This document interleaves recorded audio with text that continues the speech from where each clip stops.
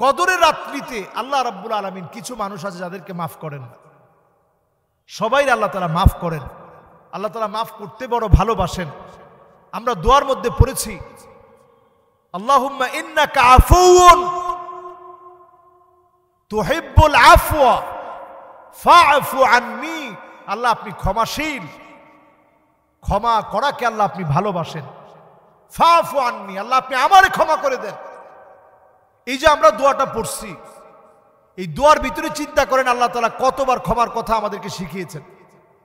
নবীজি এই দোয়াটা পড়তে বলছেন আম্মা জান আয়েশাকে যে কদরের রাত পেলে এই দোয়াটা পড়ো। তাহলে আল্লাহ তাআলা কত বেশি আমাদেরকে ক্ষমা করেন। ইন্নাল্লাহা ইয়াবসুতু ইয়াদাহু বিল-লাইল লিয়াতুবা মুসিউন নাহার। দিনের বেলায় আপনি গুনাহ করে ফেলছেন, আল্লাহ তাআলা রাত্রি বেলায় ডেকে ডেকে আপনারে মাফ করে দেন। গোলাম আয় আয় আমার দিকে আয়, তোর গুনাহগুলো আমি মাফ করে দিব।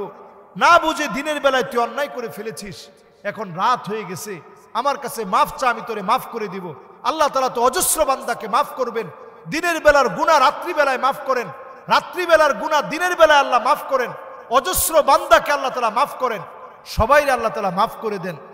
তবে এমন কিছু ব্যক্তি আছে যাদেরকে কদরের রাত্রিতে আল্লাহ তাআলা মাফ করবেন না।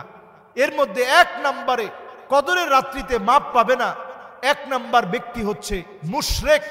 যে লোকটা শিরক করবে, আল্লাহ ছাড়া অন্যের কাছে চাবে, আল্লাহ ছাড়া অন্যের কাছে ধর্ণা দিবে, অন্যের কাছে পাবে বলে আশা করবে, ওই ব্যক্তির আল্লাহ মাফ করবে না।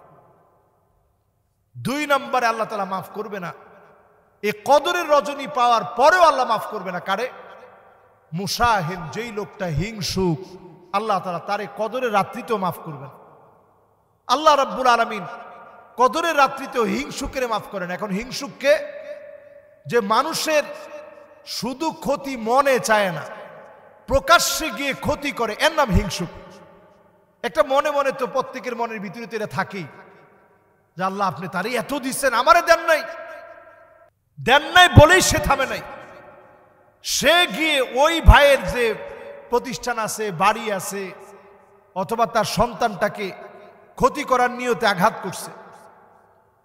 আহারে মুসলমান, আপনি যদি প্রথম কাতারে নামাজ পড়ে কোনো ভাইয়ের ক্ষতি করার জন্য শত্রুতা বশত গিয়ে আঘাত করলেন, আল্লাহ পাক কিয়ামতের দিন আপনার এর হিসাব নিবেন।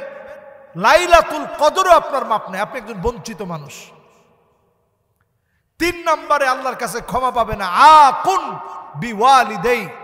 পিতা মাতার সাথে যে সন্তান খারাপ ব্যবহার করেছে, অন্যায় ব্যবহার করেছে, ধমক দিয়ে কথা বলছে, পিতা মাতাকে ধাক্কা মেরেছে, পিতা মাতার মুখে খাবার দেয় নাই, ইফতারি দেয় নাই, সাহারি দেয় নাই, নিজের পোশাক পরিচ্ছদ নিয়ে মার্কেটিং নিয়ে ব্যস্ত ছিল, এমন সন্তানের দিকে আল্লাহ রাব্বুল আলামিন এই লাইলাতুল কদরে আল্লাহ তারে মাফ করবেন। এরপরে আল্লাহ রাব্বুল আলামিন 4 নম্বরে মাফ করবে না যারা মদ, জুয়া, আফি, মেরেচুয়েনা, ড্রাগ এডিক্টেড হবে, এগুলোর বিজনেস নিয়ে থাকবে, এই লোকদেরকে আল্লাহ রাব্বুল আলামিন কদরের রাত্রি তো মাফ করবে না। 5 নম্বরে জালেম, যেই লোকটা অন্যায় করবে, অন্যায় করবে, অন্যায় করবে, জুলুম করবে, জুলুম করবে, প্রতিনিয়ত মানুষের উপরে অন্যায়, অবিচার, জুলুম যারা করবে, এমন লোকদেরকে আল্লাহ রাব্বুল আলামিন কদরের রজনীতে মাফ করবে। এই হচ্ছে 5 শ্রেণীর মানুষ। আমরা যারা আজকে এখানে বসছি, আমরা প্রত্যেকে নিয়ত করি 1 নম্বরে শিরক ছেড়ে দিব, 2 নম্বরে হিংসা ছেড়ে দিব, মনের ভিতরে হিংসা আসলেই ওই ভাইটার জন্য দোয়া করা শুরু করে দিব। 3 নম্বরে পিতামাতা যাদের জীবিত আছে, পিতামাতার কাছে পায়ে ধরে মাপ চাবো, হাতে ধরে মাপ চাবো, ফোন দিয়ে বলবো আম্মা আপনি আমারে মাফ করে দেন। মা যত বড় পাষাণ হোক, বাপ যত বড় পাষাণ হোক, সন্তান যদি মাপ চায়, মা বাপের মনটা নরম হয়ে যায়। মা বাপের কাছে ফোন দিয়ে বলবেন যে আব্বা মাফ করে দিন, আম্মা মাফ করে দিন। আমরা এই কাজটা করব। এরপরে নানা রকমের নেশার যাদের অভ্যাস আছে, এই কদর সামনে নিয়ে একেবারে খাস দিনে তওবা করে ফেলেন। আপনি দেখবেন এই রমাদান এক দিক দিয়ে চলে যাবে, অন্য দিক দিয়ে আপনার নেশা চলে যাবে, আর আপনি ড্রাগ এডিক্টেড হবেন না। আফি, মেরিজুয়ানা, ইয়াবা, ফেন্সিডিল, হেরোইন, মদ, এলএসডি সহ যত রকমের নেশা আছে, এর কোনোটাই ছাড়া কিন্তু আমাদের জন্য কঠিন না। আপনি শুধু নিয়ত করেন, আপনি পারবেন। জুয়া থেকে আপনি বের হয়ে আসেন। 5 নম্বরে, অন্যায় করে ফেলছেন, ওই ভাইটা জীবিত থাকলে তার হাত ধরে মাপ চেয়ে নেন, ভাই আমি অন্যায় করে ফেলছি, আপনারে কষ্ট দিয়ে ফেলছি, এইভাবে আমরা ক্ষমা চেয়ে নেই। একজন আরেকজনের পাশে দাঁড়াই, অন্যায় করে ফেলছি যাদের সাথে, তাদের কাছ থেকে আমরা মাফ চেয়ে নিই। আল্লাহ তাআলা আমাদেরকে তৌফিক দান করুক, সকলে পড়ি আমিন। আসলে যাকাত কোন কোন সম্পদের দিতে হয়, অত্যন্ত গুরুত্বপূর্ণ একটি বিষয় যে যাকাত কোন কোন সম্পদের দিতে হয়। যাকাত দিতে হয় মৌলিক 4টি সম্পদের উপরে। 1 নাম্বার সম্পদ হচ্ছে কাঁচা টাকা, এটার যাকাত দিতে হবে। 2 নাম্বার সম্পদ হচ্ছে আপনার স্বর্ণ, সেটা অলংকার হিসেবে থাকুক, গহনা হিসেবে থাকুক, আংটি হিসেবে থাকুক, বার হিসেবে থাকুক, যেইভাবে থাকুক তার যাকাত দিতে হবে। 3 নাম্বার আপনার যাকাত দেওয়া লাগবে রৌপ্য মুদ্রার যাকাত দিতে হবে। রূপা আপনার কাছে আছে, সেই রূপা এটা যদি 52.5 ভরি সম পরিমাণের হয়, আপনাকে যাকাত দিতে হবে। তাহলে যাকাতের জন্য স্বর্ণ পেলাম, রূপা পেলাম, যাকাতের জন্য পেলাম কাঁচা টাকা।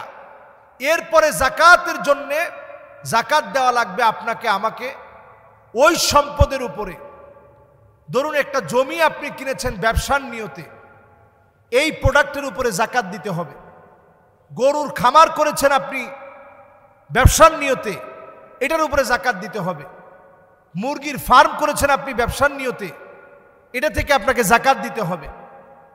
আপনার ফ্যাক্টরি আছে, এটার যে মেশিনারিজ আছে এগুলোর উপরে যাকাত দিতে হবে না, কিন্তু এর যে কাঁচামাল রয়েছে ওই কাঁচামালের উপরে যাকাত দিতে হবে। তাহলে আমরা যদি টোটাল মাসালাটা আপনাদের সামনে একেবারে খোলামেলা বলি, যত সম্পদ কাঁচামাল হিসেবে টাকা হিসেবে আপনার কাছে আছে এগুলোর যাকাত দিতে হয়।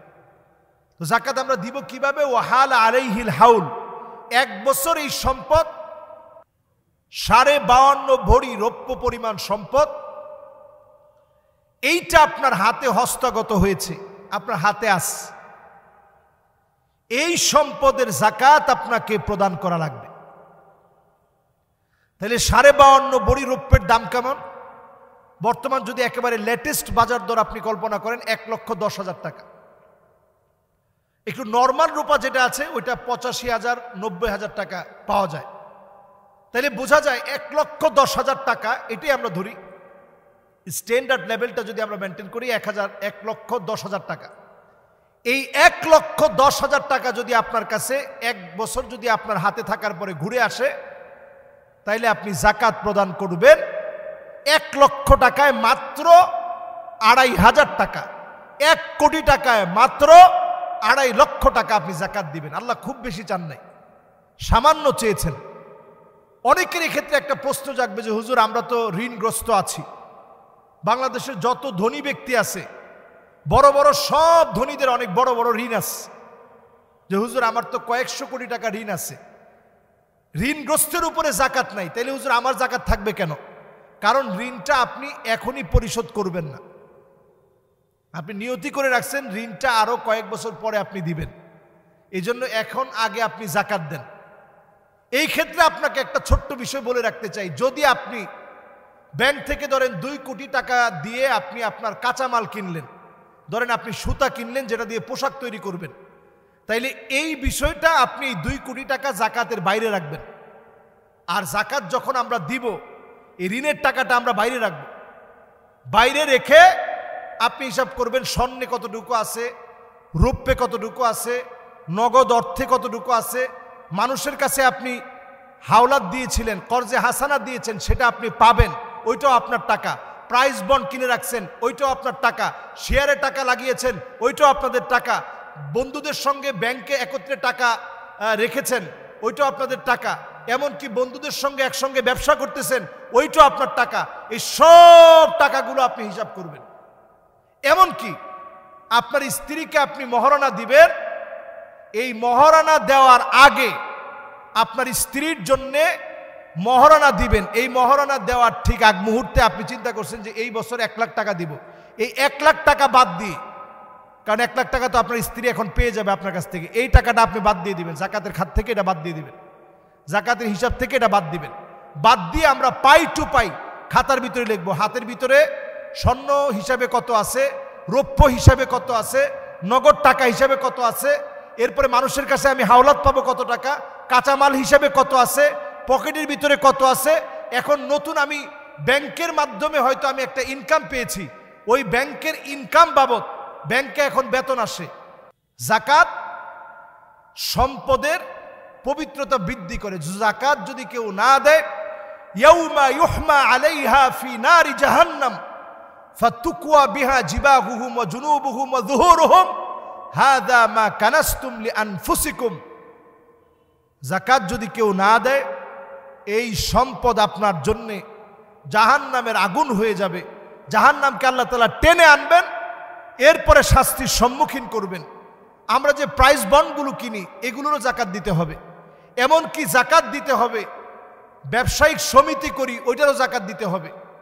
আমরা জাকাত দিব যদি আমরা কোনো ফ্ল্যাট ক্রয় বিক্রয় করে লাভ করার নিয়তে কিনে থাকি, এটারও জাকাত দিতে হবে।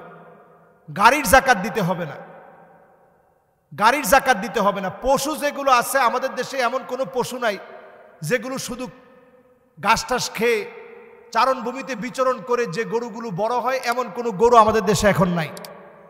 আমাদের দেশে গরুগুলারে আমরা নিজস্বভাবে খাবার দিয়ে থাকি, এজন্য এটা আপনি বাদ রাখেন। এরপরে ফসল যেটা আমরা উঠাই নিজেরা খাওয়ার পরে, বিক্রি করার পরে যে অর্থ আসে, ওইটা জাকাতের টাকার সাথে যোগ করে আমরা জাকাত দিব।